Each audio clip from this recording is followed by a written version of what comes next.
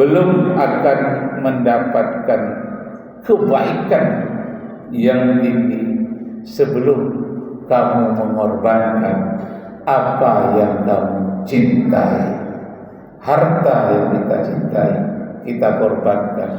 Waktu kita yang sempit, payah memilih-milih waktu, kita korbankan waktu agak sebentar yang berkaitan dengan korban ini. Yang tua-tua hadir menggembirakan yang muda-muda yang bekerja.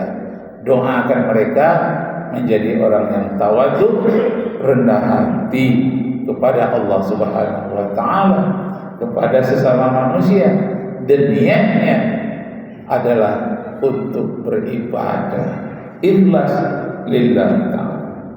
Kaum muslimin yang berbahagia, rendah hati inilah yang menyebabkan manusia terjadi perekat silaturahmi yang bagus, silaturahim.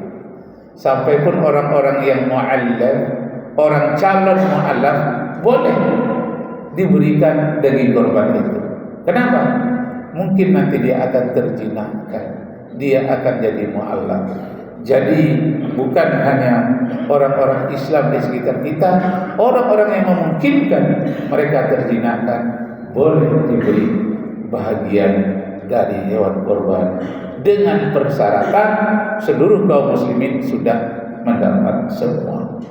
Kaum muslimin yang berbahagia, dan kemudian orang-orang yang dimuliakan, ustaz, guru atau pemuka masyarakat, boleh dilebihkan sedikit daripada yang lain, karena ada hak dari orang yang berkorban itu memberikan bahagiannya untuk melebihkan orang-orang tertentu. Jadi kaum muslimin yang berbahagia, untuk apa? Untuk kerendahan hati dan perekat silaturahmi.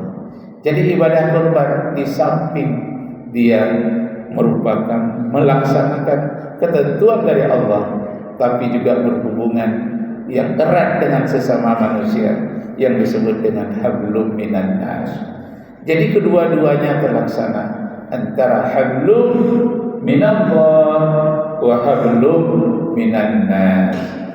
Dunibat alaihim dhillatu aynama thuqifu illa bihablin minallah wa hablin minan nas.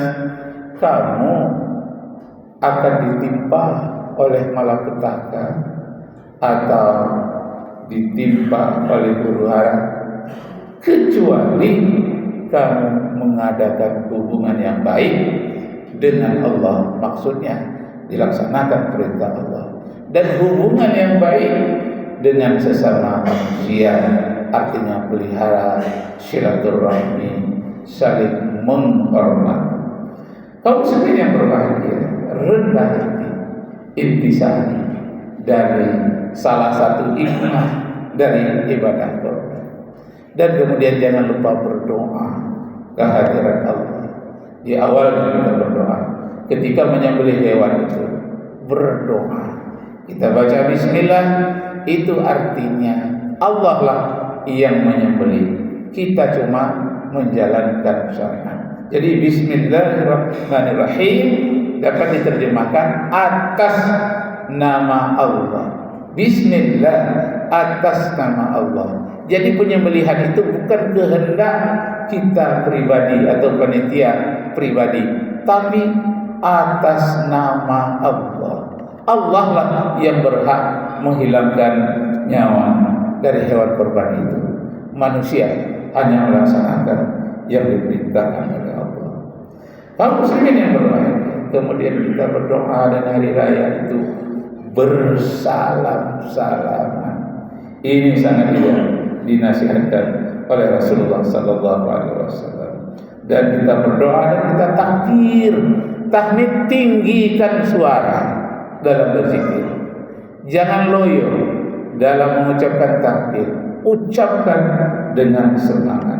Rasulullah pun mengangkat suaranya ketika takbir.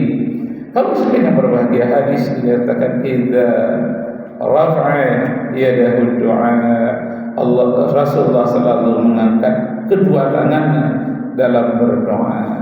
Wa yamsahu bihima, dan mengusapkan tangannya kepada wajahnya. Di dalam kitab Al-Qur'an Imam An-Nawawi halaman 255.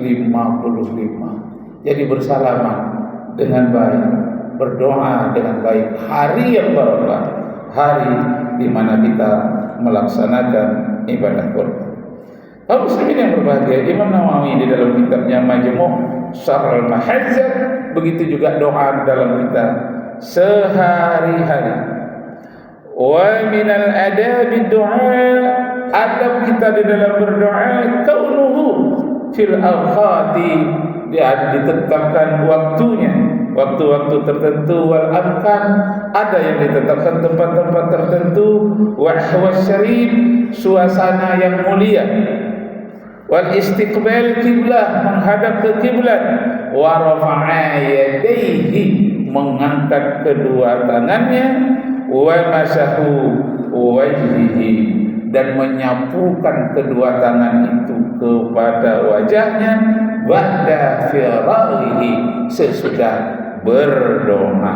Itulah adab berdoa menurut kitab Majmu' Syarh al-Muhazzab An-Nawawi jilid yang ke-6 halaman 38. Jadi ada tata caranya.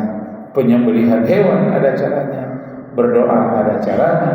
Begitulah orang yang tawadhu, yang merendahkan dirinya, merendahkan hatinya kepada Allah Subhanahu wa taala, tak putus zikir di dalam nafasnya, dalam penyembelihan hewan, dalam membagi bahagian untuk orang yang menerima korban, zikir tidak putus di dalam hatinya. Allahu Akbar.